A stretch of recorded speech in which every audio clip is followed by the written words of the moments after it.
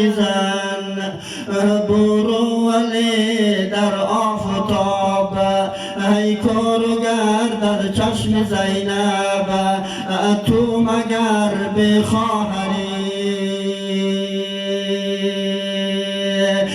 میل دارم کی کنم سایه به این رعنا بدن لیکو چون نگذاردم این قوم دون کافری جلال زینب امام زینب برادر زینب اگر نمی توانستم بدنت را دفن خاک کنم اگر نمی توانستم انتقال دهم زیر سقف در سایه قرار دهم اما می توانستم با مادرم بالین نعشت سایبانی برپا کنم افسوس افسوس این مجال هم از خواهرت سرد می باشد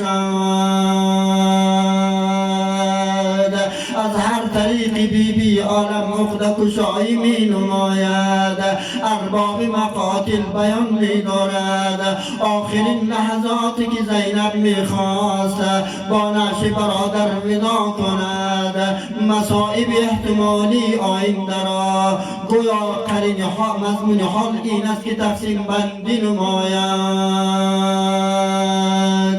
آخ برادرمان دن از تو رفتن از من بخون غلطی دیدن از تو دیدن از من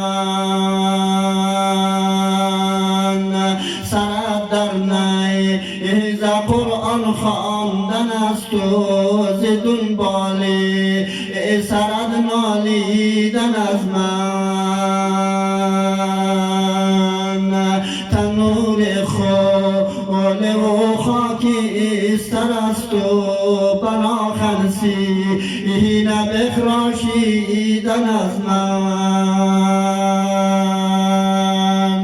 اما هنگامی که سکینه نازدانه بالین نعش بابا قرار میگیرد سخنهای فراوانی دارد احساس میکند بابایش دستش را به گردنش حمایل نمود برایش القا و تلقین کرد که باباش میخواهد دخترش در کنارش بماند با یکی از سربازان آغاز سخن کرد آی مردم شما چی میکنید؟ آیا امشب را اینجا میمانید یا میروید؟ گفتن میروید. اگر شما میروید مرا بگذارید در کنار نعش بابا بمانم.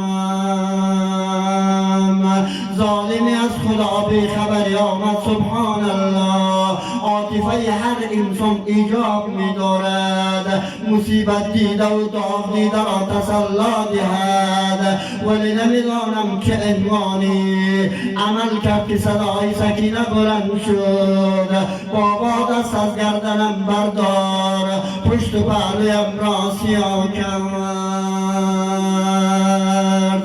همه اینها برای زینب خیلی گران تمام می شد، خیلی ناگوار بود، اما جانانه صبر می کرد. ولی بنا به نوشته ارباب مقاتل در جایی که خیلی برای زینب دشوارتر تمام شد بازار کوفه بود، اون لحظه ای که سخن از دین در میان آمد، زینب صدا می شنید که مردم از روی بام ها صدای جارچی را گوش می دهد که صدا می زند اینها اهل بیت خارجی می باشد.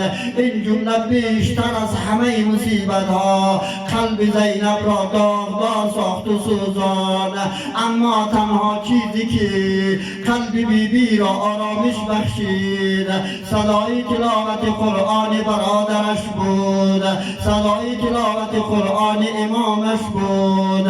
زینب وقتی که صدای برادر را شنید، یعنی عقده‌اش اونقدر خلیان نکرد که شروع کند به گریه کردن، بلکه خواست خود را تسکین خاطر بدهد. ای امام زینب، ای جلال زینب، هرچی به صدای رساتر میتوانی تلاوت قرآن کن تا دیگری مردم ما را خارجی نگویند. الا ای قاری قرآن زینب، هلال یک شب سلطان زینب. بخوان قرآن بدانن خارجی نیست، بخوان قرآن بفهمان محملی کیست. بخوان قرآن سکینه جان بگیرد، از اون ترسم که در محمل بمیرم.